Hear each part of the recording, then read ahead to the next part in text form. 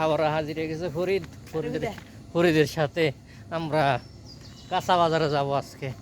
দেখা যাক, rail line দিয়ে হাঁটা শুরু করলাম, সাথে আছে ফরিদকে নিয়ে যাচ্ছি বাজারে। আমি নিয়ে যাচ্ছি না, ও নিজের পায়ে হাঁটে যাচ্ছে।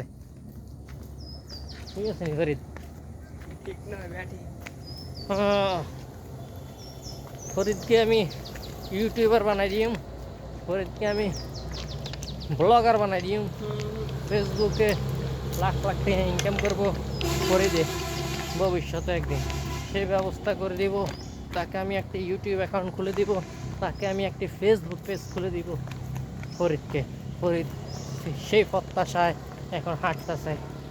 কখন আমি খুলে দিব ফরিদকে একটি পেজ আর একটি ইউটিউব অ্যাকাউন্ট, সেই লক্ষ্যে ফরিদ এগিয়ে যাচ্ছে।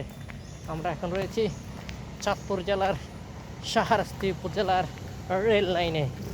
একটি মুরগি আহত হয়েছে, মুরগি মরে না তো? মুরগি নিয়ে তার মুরগিটা মারা যাচ্ছে।